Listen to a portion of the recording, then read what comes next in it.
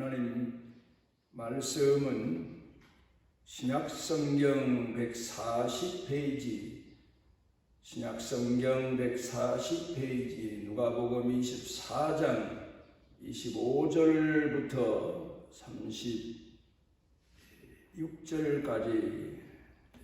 35절까지 봉독합니다.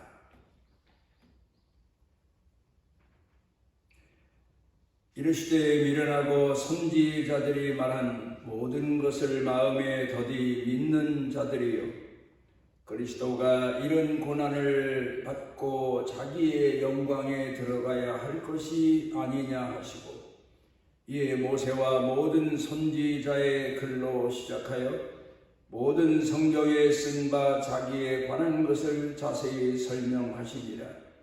그들이 가는 마을에 가까이 가매 예수는 더 가려 하는 것 같지 아니하시니, 그들이 강권하여 이르되 우리와 함께 유하사이다. 때가 저물어 가고 날이 이미 기울었나이다 하니, 예, 그들과 함께 유하러 들어가시니라.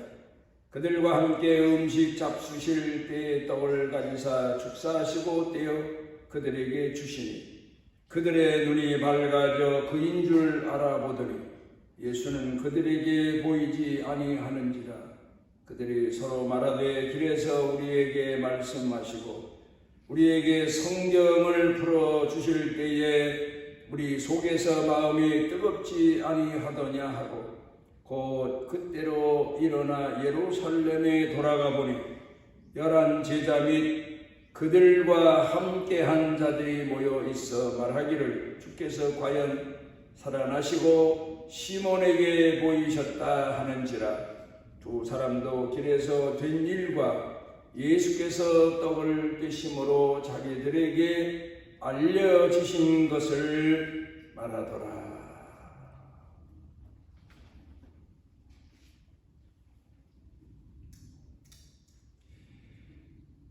요 근간에 우리 사회를 한 번쯤 되돌아보게 하는 사건이 광주 광역시에서 지난해 있었습니다. 부실공사라는 말은 우리가 옛날부터 들어온 이야기입니다. 농경사회에서 산업사회로 바뀌고 경제가 발전되면서 도시에 많은 건물들이 세워지게 됐는데, 이 건물을 짓는 과정에서 많은 부실 공사가 있어 사회적 물의를 일으키고 큰 피해를 본 일들이 참 많습니다. 글쎄 제 20대 때 이야기 같은데, 서울에 와우 아파트가 무너져서 많은 사람들이 사망한 사건이 있었습니다. 서울에서 아파트를 건립해서 보다 더 향상된 생활 이제 조건을 가지고 살게 되었다고 좋아들 했는데, 그 공사가 부실 공사라 엄청난 사람들이 사망하게 됐습니다. 그 이후로 부실 공사에 관한 이야기는 수도 없이 많습니다. 유명한 얘기, 아직도 잊혀지지 않는 얘기로는 성수대교가 무너져서 많은 사람들, 특별히 학생들이 희생당한 그런 사건들이 아직도 잊혀지지 않고 있고, 삼풍백화점이 무너져서 엄청난 사람들이 사망한 사건이 있었고, 또 대구 지하철 건립하다가 또 거기 붕괴돼서 많은 사람들이 사망한 사건이 있었고, 지난해에는 광주광역시에서 아파트 건립 중에 그 건물이 무너져서 많은 사람이 또 사망하게 됐습니다. 그나마 만약에 어떻게 해서 그 아파트 건물이 그냥 지탱해서 사람들이 입주한 후에 그 아파트가 무너졌으면 엄청난 또 사망자가 나올 뻔했습니다. 그런데 문제는 부실공사 또 그런가 하면은 부실기업, 얼마나 많은 기업이 하루아침에 사람들에게 성공한 기업으로 알려지는가 싶었더니 얼마 안 가서 또 문을 닫고 그리고 망하는 이제 그런 부실 기업 이야기도 우리가 종종 들어옵니다. 그런데 오늘은 이런 시대를 살면서도 우리 자신의 신앙에 있어서 부실 신앙에 대하여 돌이켜보고 교회가 이 문제에 대해서 고민하고 회개하고 그리고 온전한 신앙으로 가르쳐 신앙생활을 하게 하는 대개혁의 역사가 없는 게 문제입니다. 전통적으로 믿는 방식 그대로 옛날 사람들 신앙 그대로 전승되어 온 교회 생활 그대로 신앙생활을 하다가 이제 마지막 종말을 맞이해서 사망하게 되는데 이 점을 놓고 다시 돌이켜 생각해 보게 되면 부실 신앙의 위험이 얼마나 큰가. 또 한국 교회가 근간에 여러 가지 사건들을 경험하면서 한국 교회가 그동안 쌓아온 믿음의 세계가 얼마나 부실했나. 이런 것들도 우리 자신이 돌아보면서 우리 자신의 믿음을 돌아보는 시간이 되어야 됩니다. 누가복음 7장에 보면은 예수님께서 복음을 전하시기 시작하신 지 얼마 안 됐을 때일 같습니다. 바리새인 중에 한 사람이 예수님을 초대했습니다. 자기 집에. 유대인들로서는 이게 유대 랍비들이 가르치는 선한 덕목 중에 하나가 손님 대접하는 겁니다. 그리고 또 당대 자기 마을에 훌륭한 스승이 오고 유명한 분이 오면 자기 자녀들로 하여금 그분에게 가서 축복을 받게 하고 오게 하는 이제 그런 풍습도 있었습니다. 글쎄요, 이 바리새인이 예수님을 어떤 의도에서 초대했는지 모르지만 많은 사람들로부터 존경을 받으시고 환영을 받으시던 그리고 많은 병자를 고치시던 그런 예수님 소식을 듣고 자기가 목격했는지는 모르지만 어쨌든 예수님을 한번 초대해야 되겠다. 이게 랍비들이 가르친 덕목 중에 하나가 아니겠느냐. 또 예수님으로부터 우리 자녀들이 축복을 받게 해야 되겠다. 그런 생각에서 아마 예수님을 초대했는지 모릅니다. 그런데 문제는 예수님을 초대했는데 그 예수님을 자기네 방식대로 전통 방식대로 예수님을 초대했다는 사실입니다. 그런데 그 집에 예수님께서 가셨는데 예수님께서 그 집의 문에 들어서실 때부터 예수님 발에다 향유를 붓고 자기 머리털로 예수님 발을 씻으면서 예수님 발에 입 맞추는 한 여인이 있었습니다. 그 광경이 남들에게 좋아 보일 리가 없습니다. 왜냐하면 그 여인은 동네에서 죄인이라고 소문난 여자였기 때문입니다. 그래서 수군수군하며 했겠지요. 그러자 예수님을 초대한 바리새인이 마음에 걸리는 바가 있어서 그랬는지 자기가 예수님을 초대했으니까 자기가 말을 해보거나 여쭈어봐야 된다는 의미에서 그랬는지 예수님께 질문을 던집니다. 예수님,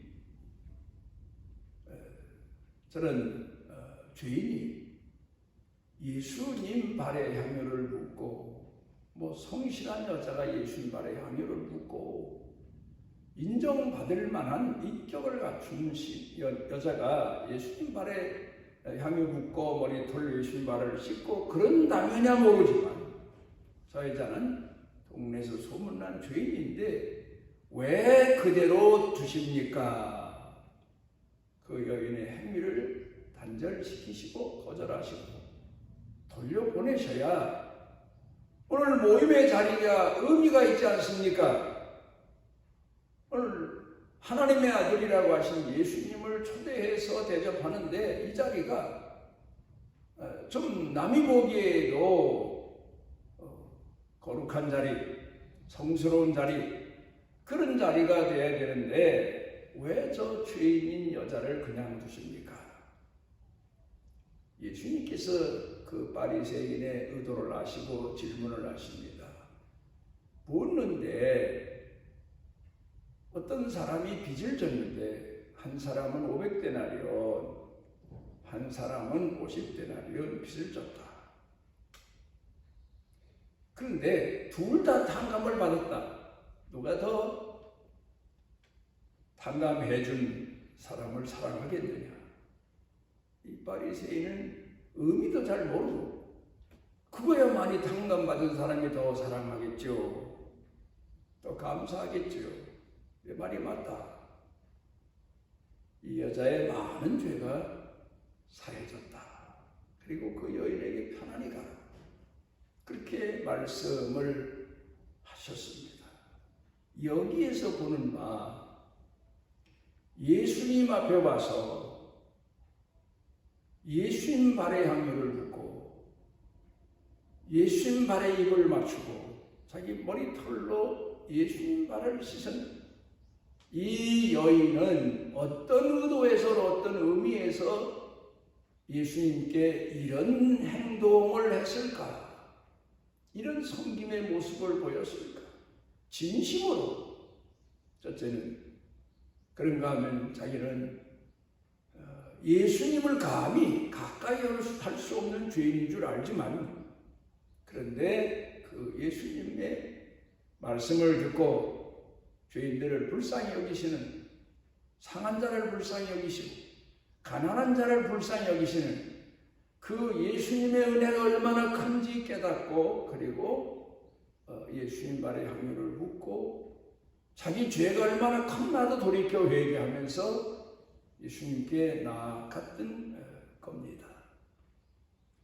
형식적으로, 전통적으로, 외식적으로.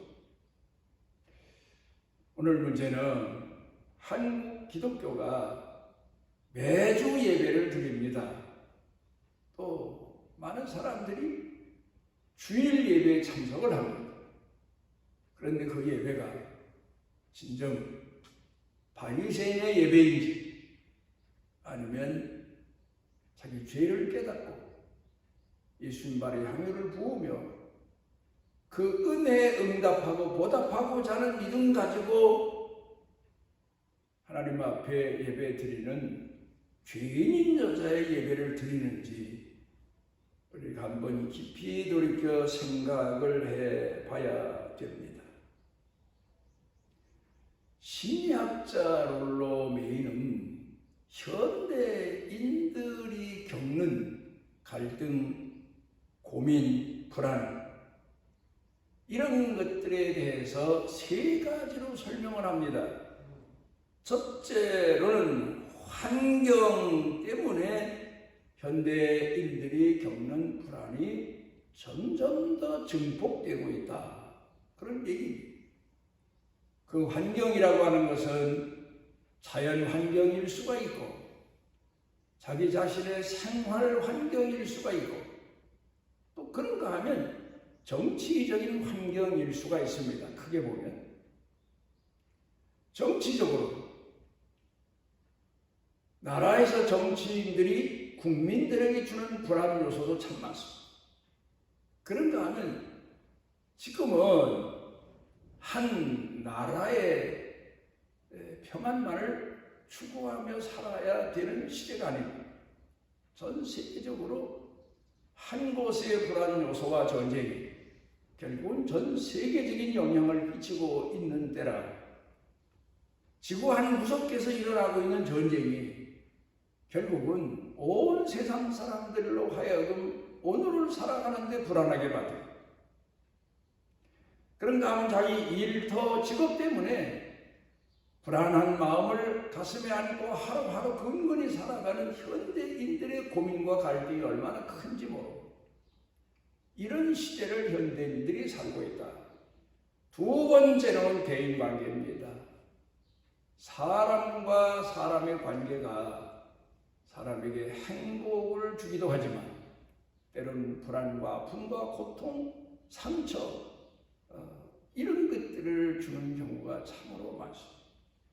그래서 그 불안의 요소를 해소하기 위해서 내가 부단히 노력을 하지만 그게 마음같이 되는 게 아닙니다. 어떤 때는 은혜를 악으로 갚는가 하면 또 어떤 때는 오해 또 그 외에 시기, 질투, 분쟁 이런 일들이 하루하루 살아가는 오늘의 사람들 마음속에 불안과 고통과 아픔을 가져다 주어서 잠도 제대로 제때 이루지 못하는 경우가 대인관계를 통해서 오는 그런 시대입니다. 가족 숫자는 줄어들었는데 오히려 옛날보다 더 사람들 마음 가운데 대인관계를 통해서 겪는 고통이 더 심각한 시대, 그 시대를 우리가 살고 있습니다. 그런가 하면은 세 번째로는 나 자신의 문제입니다. 내 생각, 내 마음, 내 정신적, 내 육체적, 그런가 하면은 내 영적인 그런 데서부터 겪는 고통과 아픔이 얼마나 많은지 모릅니다. 모든 조건을 다 가지고 있으면서도 내적으로 불안한 마음을 떨쳐버릴 수 없어서 늘 고민에 빠지고 절망에 빠져 사는 사람들이 수도 없이 많다는 사실이에요. 우리가 지금 이런 시대를 살고 있다. 그렇게 진단을 하고 있습니다. 우리가 오늘을 살아가면서 이런 일들이 어째서 있나? 이 사실을 우리가 파악해 봐야 됩니다. 그러니까 예수님께서 산상 보훈의 말씀을 끝마치시며 하신 말씀이 내 말을 듣고 행하는 자는 그 집을 반석 위에 지은 자요. 내 말을 듣고도 듣기만 하고 감동만 하고 들은 채 만취하거나 또 머리를 끄덕거리며 들었을지라도 그 말대로 행하지 않는 자는 집을 모래 위에 지은 자와 같다. 그렇게 말씀하셨습니다. 바람이 불고 창수가 나고 장마가 졌을 때 모래에 지은 집이 그냥 견뎌낼 수가 없습니다. 그냥 쓰러지고만. 그런 것처럼 특별히 다른 사람들 얘기는 그만두고 우리 그리스도인들이 작은 고난과 역경을 겪는 동안에 신앙이 다 붕괴되고 하나님과 멀어지고 안 믿는 사람이나 다를 바 없는 그런 신앙 모습을 보이는 그런 시대를 우리가 살고 있다는 겁니다. 오늘 성경 본문 말씀으로 돌아가서 봅니다. 오늘 성경 본문의 말씀은 우리가 잘 아는 엠마오로 가는 제자들이 체험하고 경험했던 사건의 내용을 기록한 내용입니다. 예수님을 3년 반 동안이나 따라다녔습니다. 그리고 예수님 말씀을 얼마나 마음에 새기면서 귀담아 들었겠습니까? 그러니까 예수님의 제자로 예수님을 따라다니고 예수님 말씀대로 순종하고 살았겠지요. 그런데 그들이 예수님께서 십자가에 못 박혀 돌아가시고 난 후에 절망하게 됩니다. 좌절하게 됩니다. 왜 그럴까? 오늘 성경 본문으로 돌아가서 보면 예수님께서 낙심하고 절망해서 예수님께서 십자가에 못 박혀 돌아가신 후 3일 만에 여인들이 예수님 무덤에 가서 여인들도 예수님 부활했으리라고 믿지 못했습니다. 예수님 몸에 향유나 발라드리자. 가보자. 가서 어떻게 예수님 몸에 향유를 바를까? 준비된 것도 없습니다. 마음이 그러니까 향유를 준비해 가지고 무덤가에 가면서 그 무덤의 문에 큰 돌로 굴려서 막아놨는데 그걸 어떻게 치우고 예수님 몸에 가서 향유를 바를까? 그런 걱정하지만 하여튼 갑니다. 그리고 가서는 무덤 문이 열려있고 부활하신 예수님에 대한 말씀을 천사로부터 듣습니다. 그리고 돌아와서 제자들에게 이 사실을 알려줍니다. 그러면 제자들이 모두 그 예수님 무덤을 향해 가서 예수님 시신이 없는 것과 예수님이 부활하신 사실에 대해서 좀 확인해도 해보려고 했어야 되는데 성경 전체의 기록을 놓고 보면 베드로가 가서 보고는 보고도 베드로가 믿지를 못해서 그래요. 믿음이 없는 사람은 많은 기적을 체험하면서도 그 기적을 통한 하나님의 은혜를 헤아리지 못합니다. 오늘 사는 그리스도인들이 그렇습니다. 우리가 사는 생활을 놓고 보면 모든 게 다 순조롭고 그리고 모든 게 다 조건을 갖추어서 내가 이만큼 살고 복받아 살고 평안하고 한 줄로 착각하지만 하나님께서 우리에게 주시는 기적적인 은혜라는 사실을 헤아리지 못합니다. 그 은혜라는 사실을 깨닫지도 못합니다.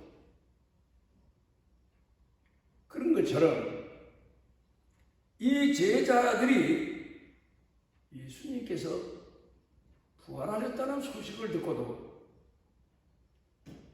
부활하셨으면 어쩌다는 거야. 그런 식으로 낙심이 된 상태니까 먹고는 살아야 되고 생계 문제가 당장 시급하니까 아마도 자기 고향으로 돌아가면서 우리가 예수님 따라다니는 게 잘했던 일인가? 예수님이 이 땅에 오셔서 말씀 전해주신 내용들을 둘이 의논하면서 갑니다. 그때 예수님께서 부활하신 예수님께서 그들에게 길을 같이 가시면서 그들에게 모세와 선지자들이 예언한 메시아에 관한 글을 설명을 해주십니다. 메시아는 고난을 당하러 이 땅에 오셨다. 대접받으러 오신 게 아니다. 섬기러 오셨고 십자가에서 죽으러 오셨다. 제물대로 오셨다. 그 사실을 듣고도 마음에 크게 깨닫지를 못하고 그냥 들은 얘기로 지나버리고 그리고 돌아서려는 이제 그런 순간에 예수님께서 아무래도 기적적인 체험을 보여주셔야 될 것 같아서 예수님께서 부활하신 예수님이 자기네를 만나러 오셨고 모세의 글과 선지자의 글을 설명해 주신 분이 바로 부활하신 예수님이라는 사실을 잠깐 보여주시고는 그 앞에서 더 이상 보여지지를 않게 하셨습니다. 이 제자들이 깨닫고 그제서야 예루살렘에서 두려워 떨고 있는 제자들을 향하여 가서 자기네가 체험한 이 사실에 대해서 이야기하고 있는 내용이 오늘 성경 본문 말씀입니다. 이솝 우화 중에 이런 얘기 있지 않습니까? 사람은 무슨 일을 하든지 끝까지 인내하면서 지혜를 구하며 살아야 된다는 의미에서 만들어진 동화입니다마는 개구리가 우유통에 빠집니다. 깊은 통에 빠집니다. 우유통이니까 거기서 아무리 발버둥을 치고 노력을 해도 밖으로 튀어나올 수가 없습니다. 개구리는 뒷발로 땅바닥을 딛고 힘을 다해서 위로 올라야만 높이 뛸 수가 있는데, 우유통이니까 아무리 발길질해도 헤엄은 돼도 뛰어오를 수 있는 힘을 얻을 수가 없는 겁니다. 그렇지만 개구리가 계속해서 끝까지 힘이 다할 때까지 뒷발로 계속해서 뛰어오르는 연습을 했더니 그 우유가 시간이 가면서 점점 굳어져서 치즈가 된 겁니다. 그러니까 개구리가 힘을 다해서 끝까지 다리를 가지고 헤엄을 쳤더니 뛰어오를 수 있는 여건이 마련됐다. 그런 얘기 아닙니까? 오늘 우리 예수 믿는 사람들이 이 예화를 모르는 사람은 없습니다. 그러면서도 우리가 신앙생활 하면서 믿음으로 계속해서 나아가고 또 하나님 앞에 믿음 가지고 기도하고 믿음 가지고 살아가는 신앙이 있어서는 끝까지 나아가질 못하는 겁니다. 낙심하기 일수고 불평하기 일수고 원망하기 일수고 되돌아가기 일수고 끝까지 믿음을 가지고 나아가는 신앙. 예수님 몸의 향유를 바르려고 나아가던 여인들도 끝까지 예수님 무덤 앞에까지 가면 어떤 하나님께서 은혜를 베푸시겠지. 그 믿음. 우리는 오늘 이런 믿음을 가지고 살아야 됩니다. 끝까지 말입니다. 오늘 성경 본문에서 우리가 배우는 교훈이 뭡니까? 바로 예수님에 대한 바른 신앙을 성경을 통해서 가지고 훈련되어져야 된다는 사실입니다. 메시아는 성경에 기록된 내용을 놓고 보면 이 땅에 영광을 받으러 오신 분이 아니다, 이런 데 있습니다. 보통 사람의 상식으로는 하나님의 아들이 이 땅에 오시면 한 나라의 왕이 한 지방에만 출현을 해도 백성들이 그를 섬기고 높이고 찬양하는데, 하나님의 아들이 이 땅에 오셨다 하면 천사들도 예수님을 호위해야 되고 세상 사람들도 그 위험 앞에서 예수님을 경배하고 찬양해야 되고 섬겨야 되는데, 이런 일반적인 상식에서 벗어나지 못한 것. 그런가 하면 오늘 우리 그리스도인들이 가지고 있는 일반적인 상식이 또 있습니다. 선을 행하고 충성하고 헌신하면 복받아서 땅에서 잘 산다. 그런 사고방식입니다.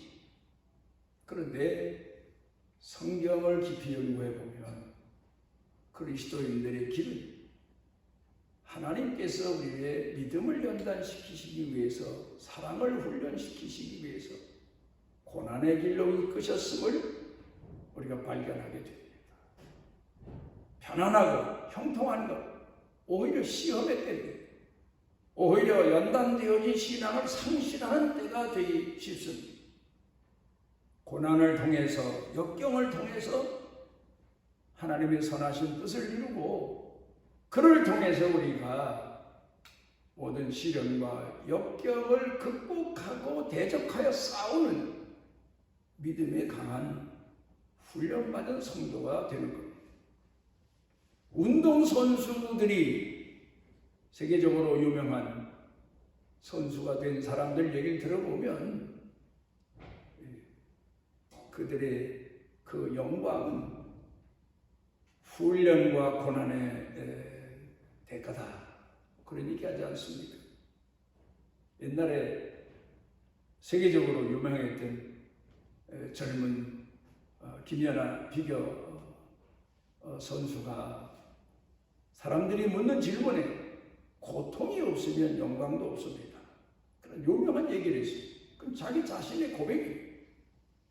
또 이 근거 안에 축구로 인해서 한국 사람들이 한 선수에게 주목하고 있는데 그 선수도 보면 그 아버지가 손정웅 감독이라는 아버지가 얼마나 적극적으로 그 아들을 훈련시키는지 모르고 그래서 그가 영국에 가서 지금 축구하면서 세계적인 스타가 됐습니다. 그런 걸 보게 되면 사도 바울이 말한 것처럼 이 세상에서 운동하고 건강에 유의하는 것은 건강에는 조금 유익이 되지만 영적으로는 또 영적인 전쟁과 영적인 싸움과 영적인 훈련을 통해서 믿음이 더 강해지고 더 하나님의 용사로 살아갈 수 있다는 사실을 권고하고 있습니다. 우리가 오늘을 살아가면서 분명히 알아둬야 될 것은 거저 얻는 건 없어. 어떤 사람들은 믿음이 좋아지기 위해서 기도해 주세요. 축복받으면 집회에 가서 아니면 유명한 분에게 능력 있는 분에게 안수받으면 믿음이 크게 자라거나 큰 무슨 능력을 얻는 줄로 착각하는데 그런 능력, 그런 은총은 성경을 아무리 찾아봐도 없어요. 본인 자신이 하나님 말씀을 가슴에 안고 새기고 그리고 그 말씀의 훈련자로 거듭거듭 넘어지고 쓰러지지만 다시 일어나고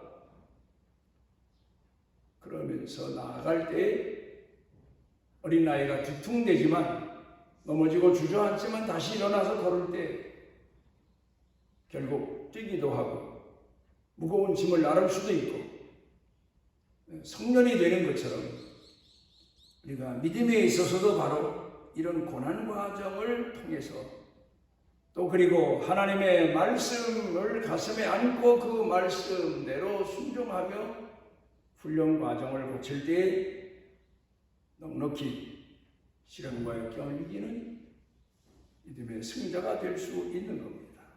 판세가 이런 얘기를 했습니다. 비참함을 모르면서 하나님을 안다면 교만해진다. 자기가 얼마나 비참한 인간인 줄 모르면서 하나님을 알게 되면 교만해져요. 제잘나서 하나님 앞에 축복받은 줄로 또 하나님을 모르고 비참해지면 절망하게 된다. 그러니까 하나님을 아는 것, 하나님을 향한 믿음, 나를 향하신 뜻, 연단의 과정, 그 모든 사실을 성경에 기록된 내용을 가슴에 안고 새기고 충성하며 살아갈 때 비로소 우리는 하나님이 원하시는 믿음의 승자가 될 수 있습니다.